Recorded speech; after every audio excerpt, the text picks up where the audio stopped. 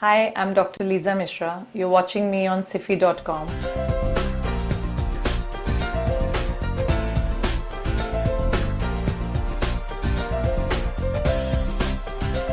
Doctor, what are the most common psychosomatic disorders found today? What may be the various reasons that lead to the same? Yeah, the most common is hypertension, high blood pressure. Asthma is common. Then migraine, tension, headaches. And you get a lot of gastrointestinal disturbances also, like irritable bowel syndrome. These are all psychosomatic problems. And even skin diseases like eczema, psoriasis, they get aggravated with stress. And yes, the commonest cause, we talk about stress, but this stress again can be external, like it could be because of professional stress, it could be due to personal stress, which is marital, financial stress. And a lot of times what we find is they actually internal stress. People having a lot of fears, internal conflicts, those who cannot cope, that sort of thing get manifested in physical diseases. Kindly elaborate on cognitive behavior therapy for depression and anxiety. This is my area of work, which I mostly use. Cognitive therapy, cognition means our ideas, perceptions, and thoughts. So how we work on this is, we try to find out what are the thoughts behind all negative emotions. And then we work towards making those thoughts more rational, more based on facts, and slowly we find that when people start doing this, their mood improves. And this is very, very effective form of treatment for depression and anxiety. Also, there are a lot of attitudes that people have which makes them very vulnerable to depression. Earlier beliefs, fixed attitudes, which we work towards changing those attitudes in cognitive therapy. And once they change the attitudes, they become more resilient, so the chances of relapse of depression also is not there. So it's extremely effective, I would say. What, according to you, are the most common causes that trigger behavioral issues in children and adolescents? Commonest causes in children and adolescents are different. In children, I would say it mostly stems from parental attitudes. Children they have behavior problems when they're not feeling too good. Somewhere inside there's an emotional problem. This stems from parental attitude like overprotection. There is inconsistent discipline in houses. There's parental discord today, which is very common. A father and mother do not see eye to eye. It's very confusing for children. So when they are not feeling good, it manifests in some kind of behavior disturbances. Now, adolescent issues are again very different. Adolescent, mostly the problems stem from peer pressure.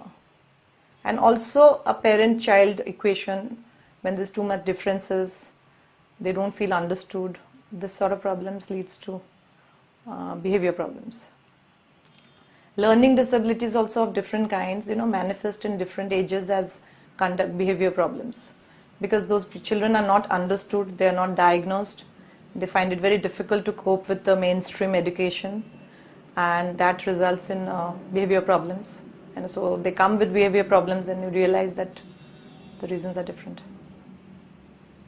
Please explain and brief the following as an expert. Hypnotherapy.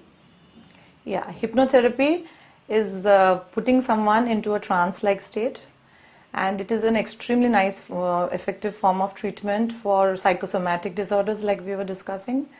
It brings about deep relaxation, so it helps helps for deep-seated psychosomatic problems. And also it is very effective, because the subconscious is more receptive to suggestions in that state of trance.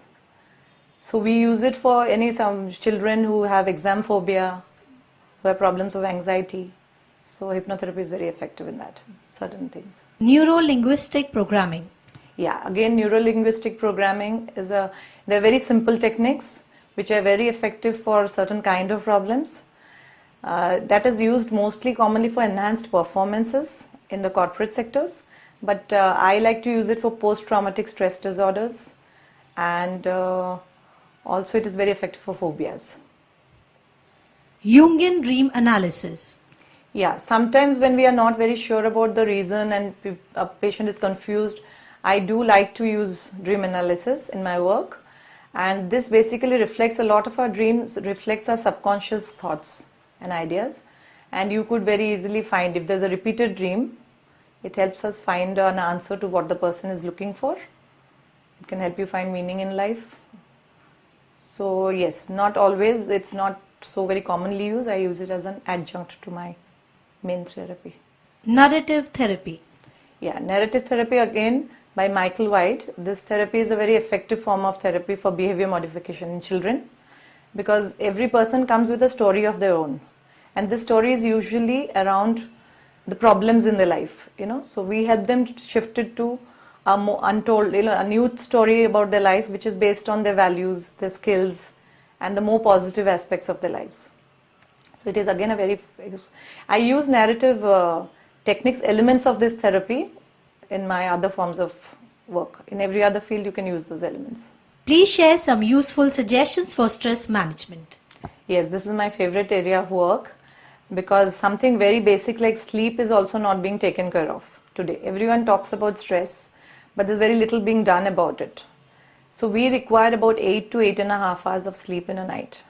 Even a half an hour of deficit shows in the form of cognitive deficits at the end of the week.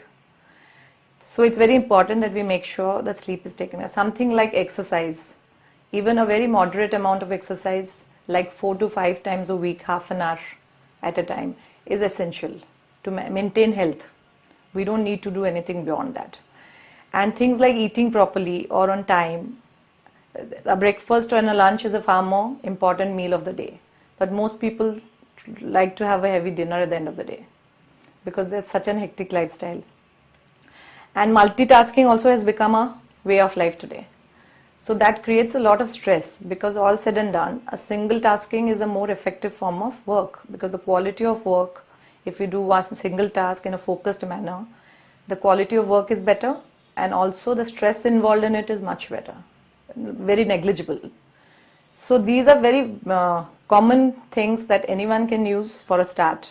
Pacing our life, meaning spacing it in a way that is healthy, that we have right intervals between tasks, that we take time for recreation. All these are extremely important for managing our lives. Yeah. About stress, what I would like to really want to say is, first part is to realize that there is stress in life, which is not there. There's very little awareness about what exactly is stress. And once we realize there is stress, we can really work towards eliminating stress from our life. There are certain kinds of stress which we can easily get rid of. And there are other stress that we cannot get rid of, which is essential part of our life. We can try to manage it with, as I said, proper sleep, exercise, and recreation.